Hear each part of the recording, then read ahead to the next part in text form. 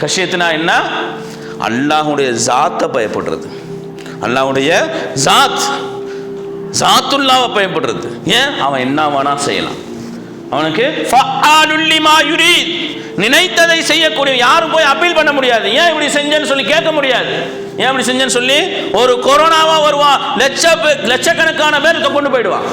ஒரு சுனாமியா வருவான், லட்சக்கணக்கான பேரை கொண்டு போயிடுவான். கேட்க முடியுமா? பேர் ஒன்று மாத்திக்கிட்டு வரலாம். நாமுக்கா தோகானா காவ், நாம் பேரை வச்சு என்ன செஞ்சு போயிடாது, ஏமாந்து போயிடாது. வந்தவன் அல்லாஹ். கொரோனா அப்படின்ற பேர்ல வந்தான், புரிஞ்சா? சுனாமி அப்படின்ற பேர்ல வந்தான், நிலநடுக்கம் அப்படின்ற பேர்ல வந்தான், புரிஞ்சா? அப்போ என்ன செய்யுது?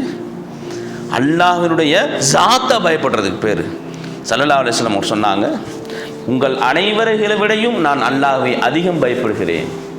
உங்கள் அனைவரை விடையும் நான் அல்லாஹ்வை அதிகம் பயப்படுகிறேன்.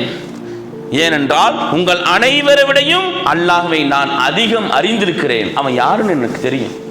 அவன் அல்லாஹ்வை முழுமையா அறிந்தன்னு சொல்லல ஸல்லல்லாஹு அலைஹி வஸல்லம். உங்களை எல்லாத்தையும் காட்டியும் நான் கொஞ்சம் கூட அறிஞ்சிருக்கிறேன், உங்க எல்லாத்தையும் காட்டியும் கொஞ்சம் கூட அறிஞ்சிருக்கிறேன் அப்படின்னு நபி ஸல்லல்லாஹு அலைஹி வஸல்லம் சொன்னாங்க. அவனுடைய ஜாத்தை பத்தி விளங்குனதுனால அவன் என்ன வேணா செய்யலாம் இல்லையா? அல்லாஹு ஸமத், அவன் தேவையற்றவன், அவனுக்கு எந்த தேவையும் இல்லை. ஆகையினால் அவன் என்ன வேணா செய்யறதுக்கு அவனுக்கு ரைட்ஸ் இருக்கு. அவனுக்கு ஒரு தேவை வாங்கி இருந்துச்சுன்னு சொன்னா அவனுக்கு எதையாச்சும் கொடுத்து கரெக்ட் பண்ணிக்கலாம், எதையாச்சும் கொடுத்து கரெக்ட் பண்ணிக்கலாம்.